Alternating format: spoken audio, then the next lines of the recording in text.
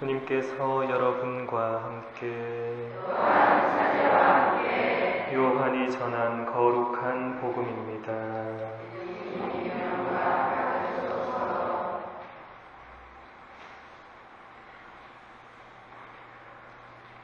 그때의 군중은 거기에 예수님도 계시지 않고 제자들도 없는 것을 알고서 배들에 나누어 타고 예수님을 찾아 가파르나움으로 갔다.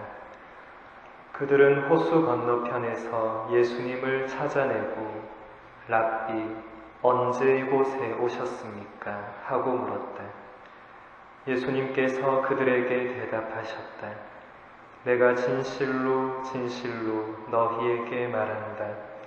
너희가 나를 찾는 것은 표징을 보았기 때문이 아니라 빵을 배불리 먹었기 때문이다. 너희는 썩어 없어질 양식을 얻으려고 힘쓰지 말고 길이 남아 영원한 생명을 누리게 하는 양식을 얻으려고 힘써라. 그 양식은 사람의 아들이 너희에게 줄 것이다. 하느님 아버지께서 사람의 아들을 인정하셨기 때문이다. 그들이 하느님의 일을 하려면 저희가 무엇을 해야 합니까? 하고 묻자 예수님께서 그들에게 대답하셨다. 하느님의 일은 그분께서 보내신 일을 너희가 믿는 것이다. 그들이 다시 물었다. 그러면 무슨 표징을 일으키시어 저희가 보고 선생님을 믿게 하시겠습니까? 무슨 일을 하시렵니까? 그분께서는 하늘에서 그들에게 빵을 내리시어 먹게 하셨다는 성경 말씀대로 우리 조상들은 광야에서 만나를 먹었습니다. 예수님께서 그들에게 이르셨다. 내가 진실로 진실로 너희에게 말한다. 하늘에서 너희에게 빵을 내려준 이는 모세가 아니다. 하늘에서 너희에게 참된 빵을 내려주시는 분은 내 아버지시다. 하느님의 빵은 하늘에서 내려와 세상에 생명을 주는 빵이다. 그들이 예수님께 선생님, 그 빵을 늘 저희에게 주십시오 하자 예수님께서 그들에게 이르셨다. 내가 생명의 빵이다. 나에게 오는 사람은 결코 배고프지 않을 것이며 나를 믿는 사람은 결코 목마르지 않을 것이다. 주님의 말씀입니다. 그리스도님 참여합니다.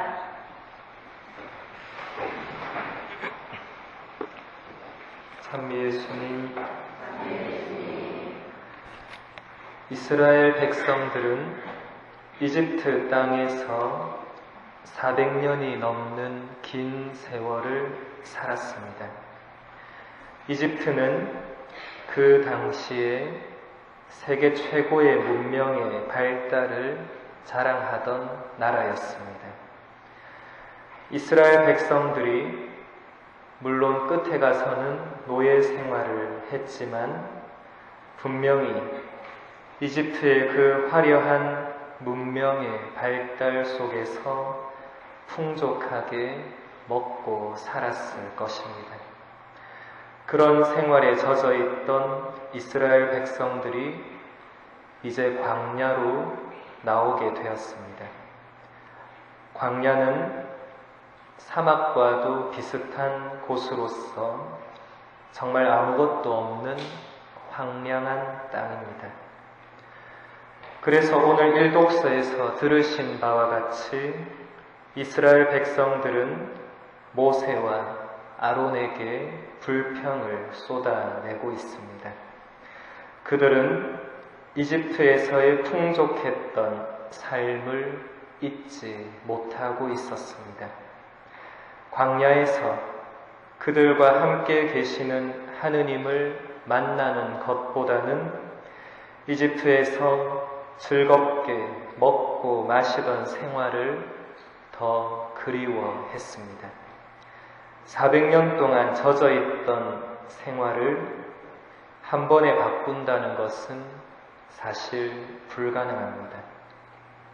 그래서 하느님께서는 그들의 불평하는 소리를 들으시고 메추라기와 만나를 내려주셔서 그들이 먹도록 합니다.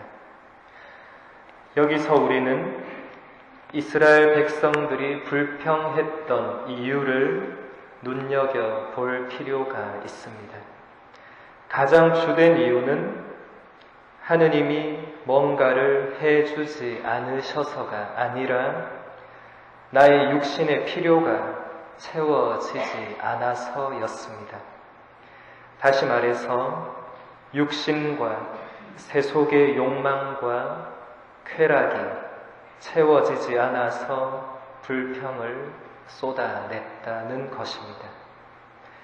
하느님은 육신과 세속의 욕망으로부터 이스라엘 백성들을 탈출시키셨는데 그들은 오히려 다시 돌아가려고 하고 있습니다. 우리도 하느님께 불평, 불만을 터뜨릴 때가 자주 있습니다. 그때마다 우리는 우리가 쏟아내는 불평의 이유가 무엇인지 주의를 기울여야 합니다. 그럴 때 우리는 그 이유가 이스라엘 백성들의 불평의 이유와 매우 비슷하다는 사실을 알아차리게 될 것입니다. 하느님이 나에게 뭔가를 해주지 않으셔서 불평하는 것이 아니라 거의 대부분은 나의 필요가 채워지지 않아서, 나의 욕망이 채워지지 않아서 쏟아내는 불평이라는 것을 깨닫게 될 것입니다. 오늘 복음에서 예수님께서는 이렇게 말씀하십니다. 너희는 썩어 없어질 양식을 얻으려고 힘쓰지 말고 길이 남아 영원한 생명을 누리게 하는 양식을 얻으려고 힘써라. 정작 우리는 예수님의 이 말씀과는 완전히 반대로 살고 있습니다. 우리는 나의 육신의 허기를 채워줄 양식을 얻는 데에는 온 힘을 다 쏟지만 우리 영혼의 갈망을 채워줄 양식을 얻는 데에는 아무런 노력과 관심도 기울이지 않고 있습니다. 나라는 한 존재는 영혼과 육체가 하나로 이루어져 있는 존재입니다. 영혼과 육체는 따로 놀 수가 없고 서로 연결되어 있습니다. 둘 중 하나라도 잘못되거나 아프면 나라는 존재 전체가 그 영향을 받습니다. 팔다리가 부러져 있으면 우리는 아무것도 할 수가 없고 내 마음이 큰 상처를 받았을 때도 우리는 아무것도 할 수가 없습니다. 하지만 우리는 여전히 나의 육체의 필요를 채우는 데에는 온 힘을 쏟지만 내 영혼의 필요에 대해서는 무관심합니다. 이 시대가 우리를 그렇게 만들고 있습니다. 이 시대는 점점 더 영혼을 잃어가고 있습니다. 이 시대는 더 이상 영혼에 대해서 말하지 않습니다. 오직 육체에 필요한 것들과 물질들만이, 육체적인 감각을 자극하는 쾌락만이 세상 곳곳에 넘쳐 흐르고 있습니다. 이 시대 사람들에게 영혼이라는 말과 기도라는 말 등은 매우 어색하고 불필요하며 때로는 진부하기까지 합니다. 그런 것들은 옛날 사람들이나 하던 것들이고 우리는 더 이상 그런 것들을 필요로 하지 않는다고 생각을 합니다. 여기 앉아 있는 여러분들은 어떻습니까? 여러분들이 하루 중에 내 영혼을 위해서 쏟는 시간과 노력은 얼마나 됩니까? 생각해보면 대부분 다 깜짝 놀라실 것입니다. 신앙인이라고 하는 우리들 또한 내 영혼을 위해서 쏟는 시간은 거의 없기 때문입니다. 육신의 양식은 매일 먹고 또 찾고 있으면서도 영혼의 양식을 얻기 위해서는 별로 애쓰지를 않기 때문입니다. 우리 영혼의 양식은 오직 두 가지뿐입니다. 하느님 말씀과 주님의 몸인 성체. 그래서 우리가 드리는 미사는 말씀의 전례와 성찬의 전례로 이루어져 있습니다. 2000년이라는 긴 시간 동안 신앙인들에게 하루의 중심은 미사였습니다. 신앙인들은 항상 미사에 자신의 삶을 맞추었습니다. 그러나 오늘날 미사는 신앙인들에게 삶의 중심의 자리에서 밀려나 있습니다. 오늘날 신앙인들은 더 이상 미사에 자신의 삶을 맞추지 않습니다. 시간이 되면 미사에 참여하고 시간이 안 되면 참여하지 않습니다.